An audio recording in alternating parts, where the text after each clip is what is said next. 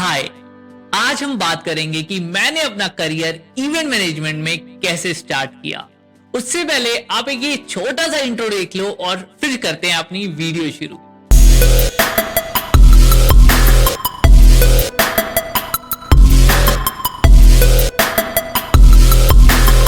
ये वीडियो मैं इसलिए बना रहा हूं क्योंकि जो प्रॉब्लम मेरे साथ हुई है मैं नहीं चाहता वो आपके साथ भी हो। मैं तो ये चाहूंगा आप डायरेक्ट अवे इन सारी चीजों को फटाफट सीख लो और बहुत अच्छी $1 मिलियन कंपनियां बना पाओ इवेंट इंडस्ट्री में, या जो भी आपके लाइक ड्रीम्स हैं, जॉब है, इंटर्नशिप है, वो पूरा हो पाए। अब मैं अपने करियर की शुरुआत के बारे में बताता हूँ। मेरे करियर की शुरुआत जो हुई थी वो हुई थी रावण से। नॉट शाहरुख खान वाला रावण, इट्स रावण। मैं रहता हूँ सुभाष नगर में, दिल्ली के एरिया में। यहाँ पे 3 चीजें बहुत फेमस है। पहला, यहाँ का खाना। दूसरा, यहाँ पे शूटिंग्स होती रहती हैं। और तीसरा, यहाँ पे दशहरा मतलब रावण। रावण बनाने का क्रेज यहाँ हर दूसरे बच्चे को होता है। मैं कहूंगा हर दूसरे भी छोड़ो, हर पहले बच्चे को यहाँ पे रावण बनाने का क्रेज होता है।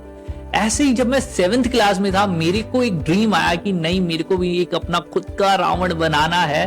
तो रावण बनाने में हमें बहुत सारी चीजें चाहिए थी, जैसे पैसे चाहिए थे, लोग चाहिए थे, बहुत सारी चीजें और भी चाहिए होती हैं। तो वो हमने धीरे धीरे इकट्ठा करना शुरू करा, प्लानिंग करा कि हम 5 लोग मिलके करेंगे। पहले तो लोगों को इकट्ठा करा, फिर पूरा रावण बनाया बहुत अच्छे तरीके से। उसके बाद हमने पार्क वालों से, एमसीडी से परमिशन ली उस टाइम में जब हम 7th क्लास में होते थे। फिर वहां डीजे लगाया, खाने का अरेंजमेंट करा, सबके आने के लिए मतलब पूरा डेकोर करा हुआ था पूरे पार्क के अंदर। तो ये शुरुआत मुझे जहां तक याद है ये उस टाइम से चल रही है। हर साल हम रावण करते थे। उसके साथ साथ मैं बहुत एक्सपेरिमेंट करता था। कभी मैं वहां पे रैप कर रहा होता था, कभी मोटिवेशनल स्पीकर बना होता था, कभी कुछ कर रहा होता था। तो एक चीज मेरे को क्लियर थी, मैं इसी इंडस्ट्री को ना दिल से प्यार करने लग गया था। लेकिन अब रावण बनाने में कोई करियर, कोई स्कोप या कुछ ऐसा किसी को भी नहीं दिखता था। इवन मेरे को भी नहीं पता था कि हाँ भाई ऐसा कुछ करियर हो सकता है। तो ऐसे करते करते हमारी 12th हो गई और 12th के बाद बारी आती है 3 महीने का वेट, और जब रिजल्ट आने वाला होता है, मतलब एग्जाम हो गया और 3 महीने वेट करना है। अब करे तो करे क्या। तो उन 3 महीनों में मैंने क्या करा, मैंने फाइंड करी जॉब। जो बंदा मेरे को मिल रहा, चाहे वो आपका गार्ड होगा, आपका वेटर होगा, आपका दुकान वाले भैया होंगे, सप्लायर होंगे, हर बंदे से मैं एक चीज पूछ रहा कि आप कितना कमाते हो, कैसे आपका काम हम कर सकते हैं, या कैसे मैं ये काम कर सकता हूँ, या आपने शुरू कैसे करा। ऐसे क्वेश्चन पूछ पूछ के मेरे को पहला चांस मिला जॉब करने का एक सर्वे कंपनी के अंदर। वहां पे मुझे लगा नहीं यहाँ ना जम नहीं रहा। फिर मैंने MLM कंपनी ज्वाइन करी। वहां पे लगा कि मजा आ रहा है बट इतना प्रॉफिट नहीं आ रहा। ठीक है, उस मेहनत के दौरान मैं चीजें नई ट्राई करने के चक्कर में मेरे को मिल गया चांस हाफ गर्लफ्रेंड मूवी के अंदर as an junior casting director काम करने का। वहां से मुझे लगा कि यार मूवीज के अंदर काम करने में बहुत मजा आ रहा है और मूवीज बहुत ही बेस्ट चल रहा था, बेस्ट चॉइस थी मेरे लिए। लेकिन वहां पे भी ना वो जमा नहीं, वो वाइब सेट नहीं हुई। उसके बाद मेरे को चांस मिला एयरटेल जैसे बड़े ब्रांड के साथ काम करने के लिए, और उसके बाद PVR के साथ हमने काम करा, ट्वाइनिंग टी के साथ हमने काम करा, एक्सिस बैंक के साथ हमने काम करा, और ना जाने कितनी लाइक इवेंट्स के अंदर हमने बहुत बड़े बड़े लेवल के ऊपर काम करा। और जब हम इवेंट्स कर रहे थे तो मेरे को लगा कि भाई यही मतलब लाइक बहुत ही बेस्ट चीज है अभी तक के लिए हमारे लिए। लेकिन इवेंट्स में भी बहुत सारी ऐसी चीजें थी जो मुझे नहीं समझ आ रही थी और वो जम नहीं रहा था। तो हमने कहा चलो कोई दिक्कत नहीं, नई चीज ट्राई करते हैं। तो हमने UFO को अंदर ट्राई करा। UFO में क्या हुआ था, UFO मैं बता देता हूँ होता क्या है। जो आप PVR या किसी भी सिनेमा थिएटर में जाते हो, वहां पे ना बीच में ब्रेक आता है। वो ब्रेक में जो ब्रेक टाइम होता है उसमें एडवर्टीजमेंट जो चलती है उसके, वो UFO ऐसे बहुत सारी और भी एजेंसीज हैं जो वो कॉन्ट्रैक्ट लेके काम करवाती हैं। तो अगर आपको ऐड चलानी है तो आप उनके पास जाओगे या वो आपके पास आएंगे तो वो आपकी ऐड वहां पे चला सकते हैं। तो वहां पे बहुत टाइम तक उनके साथ भी काम करा। तो मुझे लगा कि अब मैंने डिसाइड कर लिया था कि मेरे को करना क्या है। इतनी सारी चीजें करी और तब मेरे को लगा कि मेरा जो सच्चा प्यार है या जो मेरा सच्चा कनेक्शन है वो कहीं ना कहीं इवेंट के साथ है। तो फिर तब जाके मैंने अपना एक छोटा सा इंडिविजुअल एक स्टार्टअप शुरू करा, जिसके अंदर मैं अकेला था।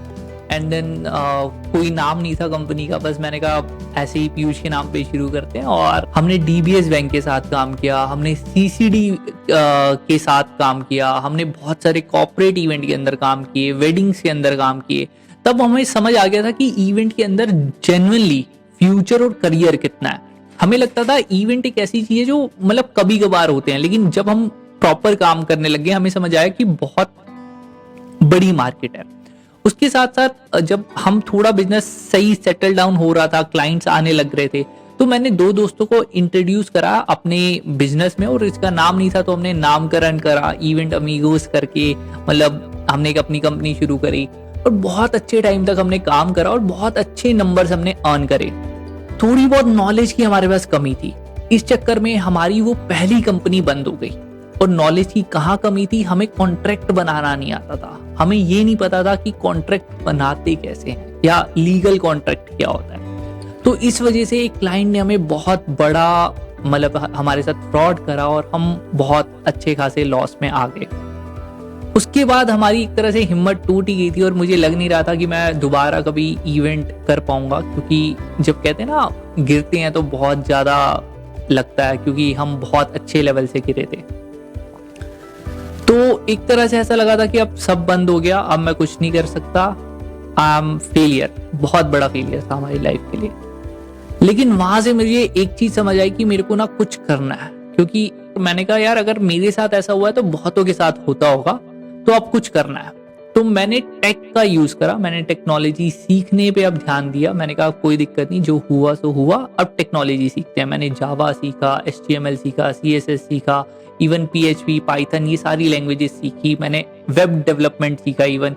फिर जब मैंने वेब डेवलपमेंट सीखा तो मतलब लाइक एक तो मेरे को पढ़ाना बहुत अच्छा आता था कि मतलब कोई भी अगर मेरे से पूछे तो मैं उसको बहुत अच्छे से एक्सप्लेन करता था। और उसके साथ साथ टीचर्स भी मेरे को कहते थे कि तू समझा दे, बच्चे समझ जाते हैं। तो जब मैं ये सारी चीजें सीख रहा था तो मैंने अपने बैचमेट मतलब 50 से 100 बच्चों को फ्री में ही सिखा दिया था कि मतलब ये सारी चीजें कैसे होती हैं, कैसे हम इन चीजों को बना सकते हैं। तो मेरा काफी अच्छा कमांड हो गया था। मैंने अपनी वेबसाइट बनाई, बहुत क्लाइंट्स के लिए वेबसाइट बनाई, ऐप बनाए, बहुत अच्छा मैं प्रॉफिट जनरेट कर रहा था। लेकिन ना दिल कनेक्ट नहीं हो रहा था, मतलब लाइक वो फीलिंग नहीं आ रही थी। तो मैंने फिर सोचा कि क्यों ना हम अपनी टेक जो जर्नी है उसको इवेंट के अंदर लेके आए। तो तब मैंने अपना मतलब लाइक इवेंट प्रो एली करके एक कंपनी मैंने फिर से स्टार्ट करी, जिसका नाम था, उसका एक पर्पस था। उसका ये पर्पस था कि हम आपकी प्रोफाइल बनाएंगे, हम आपको काम दिलवाएंगे इवेंट इंडस्ट्री के अंदर, जो बेस्ट इंटर्नशिप्स रहेंगी। तो बहुत अच्छे तरीके से हमने काम ऑपरेट करा, मतलब लाइक ऑलमोस्ट 20,000 लोगों को हमने उस टाइम, उस ड्यूरेशन में, 1-1.5 साल के ड्यूरेशन में हमने काम दिलवाया, उनको जॉब्स दिलवाई, उनसे भी करा। लेकिन वहां पे मेरे को बिजनेस नहीं आता था, मेरे को टेक्नोलॉजी बनाना आता था, मेरे को बिजनेस करना नहीं आता था कि कैसे कितना परसेंट कहाँ रखना है, कितना ग्रॉस रेवेन्यू। आजकल आप देख रहे होगे शार्क टैंक चल रहा है, तो वो बिजनेस टर्म्स में बात करते हैं, तो वो बिजनेस मेरे को आता नहीं था। और मैं इस चक्कर में वो स्टार्टअप हमारा फेल हो गया।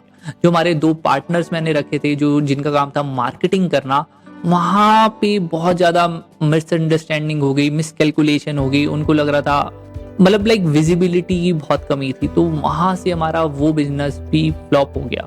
तो मुझे लगा कि नहीं, बिजनेस करना सीखना पड़ेगा। कोई ये कि ऐसी चीज नहीं है कि अपने आप आएगी, इसको सीखना पड़ता है। तो तब मैंने बिजनेस की बहुत सारी चीजें करी, बिजनेस सीखने पे ध्यान दिया, फोकस वहां पे करा। तो तब जाके मेरे को ये समझ आया कि बिजनेस होता कैसे है। और जब मेरे को ये समझ आ गया कि बिजनेस कैसे होता है, उसके बाद हमने इन 2018 हमने लॉन्च करा था पहला हमारा ऐप। मतलब उससे पहले भी हमारा ऐप था, मतलब लाइक फाइनल जो सब कुछ सीखने के बाद हमें आता था वो था इवेंट वर्ल्ड। इवेंट वर्ल्ड का मेन 2 ऑब्जेक्टिव थे, पहला काम दिलवाना और दूसरा हम बहुत बड़े बड़े प्रोजेक्ट को एग्जीक्यूट कर रहे थे, जो कॉर्पोरेट प्रोजेक्ट्स होते हैं, पॉलिटिकल प्रोजेक्ट्स होते हैं, वेडिंग्स के अंदर होते हैं। तो जब हम ये बहुत अच्छे तरीके से करने लग गए थे, बहुत 1-1.5 साल पूरा सेटल डाउन हो गया था, अच्छा खासा रेवेन्यू स्ट्रीम बन गई थी, मार्केटिंग बन गया था, सब कुछ रेडी हो गया था और बहुत हमने अच्छे नंबर्स फिर से कमाने शुरू करे। जनवरी बीता, फरवरी बीता, आ गई हमारी मार्च। ऑलमोस्ट मुझे आज भी याद है वो उस दिन जब हमारा लग गया लॉकडाउन। लॉकडाउन से पहले हमारे पास बहुत सारे प्रोजेक्ट थे, जैसे हम आईपीएल के अंदर काम करने वाले थे, वो कैंसिल हो गया। हम निसान के साथ काम करने वाले थे, वो कैंसिल हो गया। बट हमने कैंसिल होने में इतना ध्यान नहीं लगा। जब हमारा लॉकडाउन हो गया तो हमारा जितने भी प्रोजेक्ट के पैसे पेंडिंग थे वो अटक गए, और हमें नहीं पता था कि कब लॉकडाउन खुलेगा। तो लॉकडाउन के बाद क्या हुआ, क्या उसके बाद हमने करा, या लॉकडाउन के बाद हमें क्या करना चाहिए था, वो मैं आपको बताऊंगा अपनी नेक्स्ट पॉडकास्ट में या हमारी नेक्स्ट वीडियो में। लेकिन मैं इतना बताऊंगा कि वहाँ तक से यहाँ तक की जर्नी बहुत ज़्यादा इंटरेस्टिंग थी। उसके बाद हमने बहुत सारे ऐसे स्टेप्स लिए जिससे हम रिवाइव हो गए, हमने फिर से काम करना शुरू करा। लेकिन यहाँ तक हमने पहुँचने में बहुत पापड़ बेले, और वो सारे जो पापड़ बेले, उन सब से हमने बहुत सारी चीज़ें इन्वेंट करी, जिसमें से एक मिनी इवेंट मैनेजमेंट कोर्स भी है जो आप आज यूट्यूब पे देख सकते हो फ्री ऑफ कॉस्ट। ठीक है, so thank you so much this side views. अगर आप चाहो वीडियो को देखना या नेक्स्ट पार्ट लाना तो आप कमेंट में ज़रूर हमें बताना।